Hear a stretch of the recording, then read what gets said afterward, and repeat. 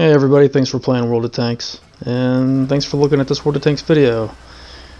So, best of both worlds. I'm actually referring to a couple of things with that title. One is just this Liberté vehicle, and the other thing I'm referring to is the ability of the Liberté, as depicted in this match, to do what are, to my mind, the two most important things in most matches of World of Tanks, maybe all matches of World of Tanks. I'll just say especially standard matches. So, best of both worlds, Liberté. So Liberté is Tier 8 French heavy premium vehicle.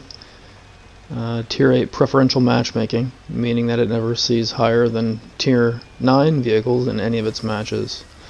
It's probably my favorite vehicle in the game, but anyway, it has really good mobility, amazing mobility, at least for Tier 8 heavy. So really fast, really pretty good acceleration, pretty good traverse speeds, and pretty good top speeds. I would say probably pretty good power to weight ratio, and pretty good the ground resistance rating, stuff like that. All in all those ratings I think are probably pretty decent, even if there's one or two of them that's maybe a little bit average or something like that. Overall, the mobility of the vehicle is really good. So, best of both worlds. It also has a really good gun. A lot of the stats for it are about top of the line. And for the gun, about top of the line, and even a little bit better for the best premium. A lot of the best premium mediums in the game, Tier 8 premium mediums in the game, with guns that are around 90 millimeters. Like 88 and 90 millimeters. Some of them are some of the Tier 8 medium guns are just a different style. For example, something that easily comes to mind is the King Dragon Tier 8 Chinese medium. It's just a different style of gun. It's a large diameter with completely different stats. But in terms of that 90 millimeter range of the Tier 8 premium mediums and even the non-premiums, the regular Tech Tree mediums, Liberté has really good numbers. 212 regular round penetration. That's the red round, and then the black round, the expensive premium round. 259 millimeters penetration, and then the damage on both of those is 2.4, rated at 240. So again, that's right up there. Some of the mediums that are coming to mind are the French CDC, AMX CDC, the the Italian mediums Progetto and P44 Pantera. A lot of the other ones that you'll come across, they're at least the mediums, even probably other heavies with similar size guns that around the 90 mil.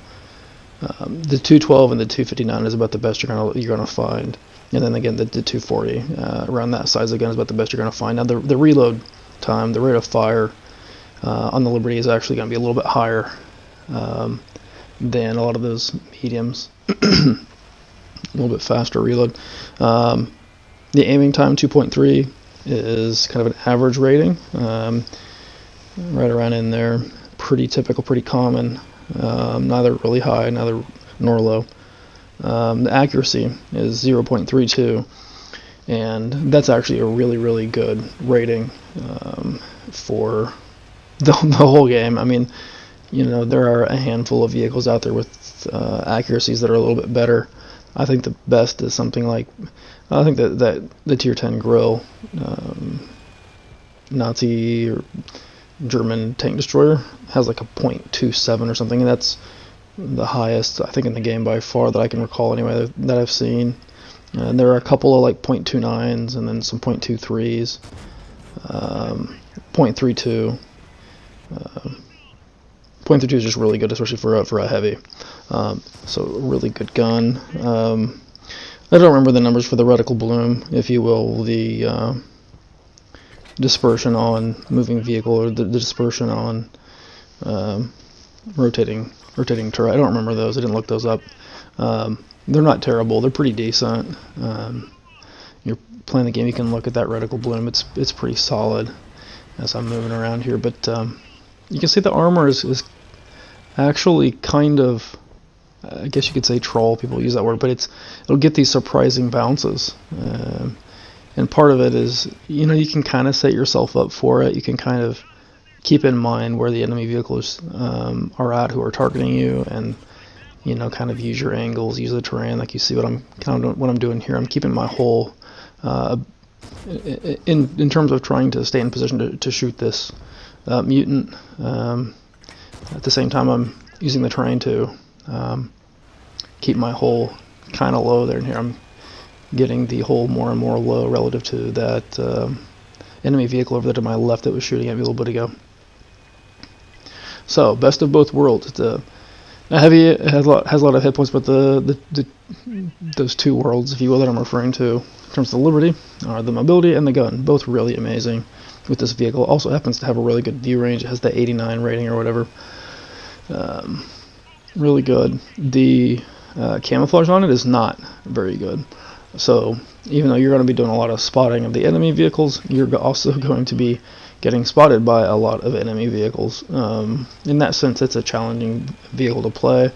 You know, doesn't have the greatest armor, certainly. And so in that regard, it's probably challenging, but you know, it's mobile, so it's a natural trade-off. Yeah. Also, in this match here, our base is getting captured out. So the other part of that best of both worlds. Now here I've kind of stuck with the bulk of my teammates, which I think is generally a really good strategy, a good way to stay alive, a good way to help your allies stay alive. See this freedom here. He's honing in on me. I'm kind of just anticipating getting shot. I turn around to face him, and barely damages me there. I don't even know that he does any number damage. Just kind of wounds the track. Maybe just does a little bit of damage anyway. So I was sticking with my team. We went down there toward the enemy spawn, toward the enemy capture point. Overall, I don't know that either team really did an amazing job in terms of team play, team deployment, and all this kind of stuff. I just kind of stuck with, again, the bulk of the numbers. I think that's generally a really good strategy, a good way to keep their support present for you, and a good way to provide your support for your teammates. And that's just, you know, it's teamwork. That's a 15 on 15 thing. It's a team-oriented game. You know, using teamwork is usually a really good strategy. And at the same time, if we weren't really in a position to out-capture them, if you will, right? If we had, me and whoever else was down there had just kind of stayed down there at the enemy capture point and tried to outrace them on the capture clock, we would have lost this match. Instead, the other heavy hits back there. You see, that heavy is now getting back to our capture point, doing some stuff. I don't know that heavy had been all the way, or you know, as close to the enemy capture point as I had gotten. I was right in there at like J6. I don't know recall where that heavy was at. Okay, I just paused my voiceover recording and went back and looked at the video.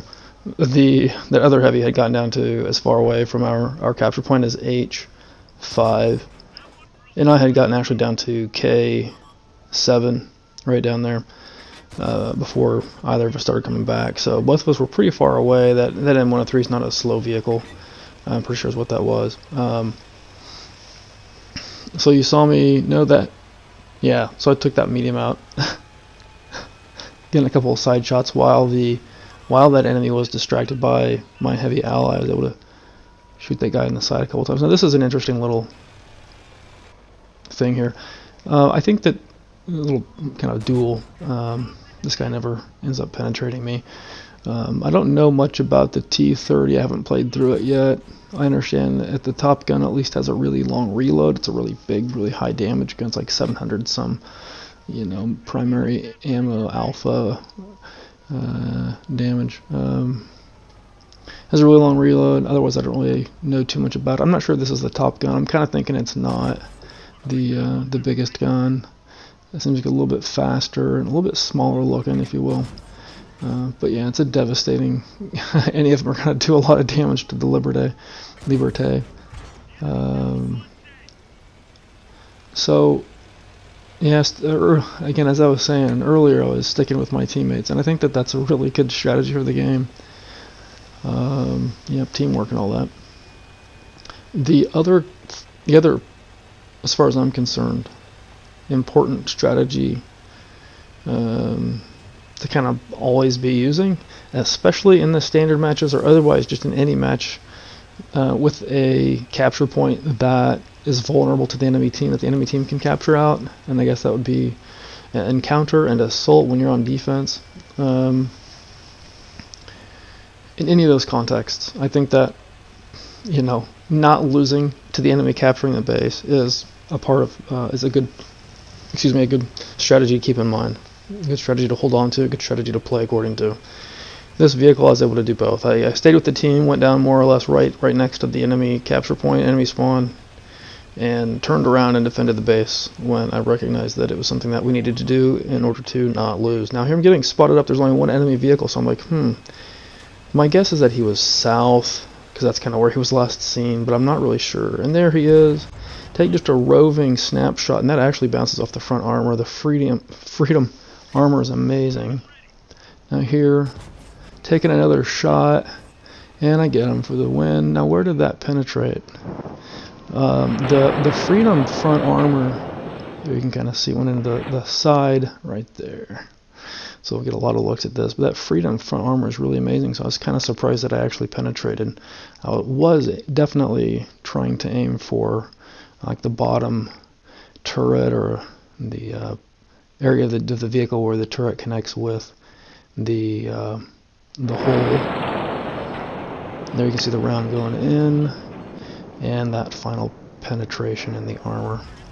And go back to the full speed shot, and you can see indeed that is where the round went.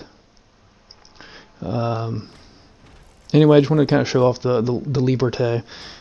Really good vehicle overall, in my opinion. Again, I think it's more or less my favorite vehicle in the game, at least among those that I've played. Fast, good gun, and in this match I was able to do the best of both worlds in terms of sticking with my teammates and also defending the base and more or less going from one corner of the map to the other and doing it, because the Liberté has the best of both worlds, the mobility and the gun. So kind of a fun video there.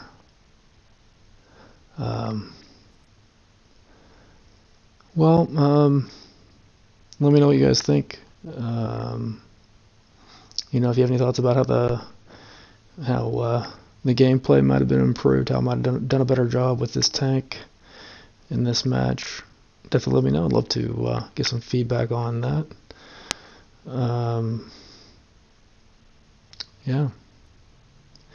Anyway, otherwise, keep doing what you're doing, keep doing you.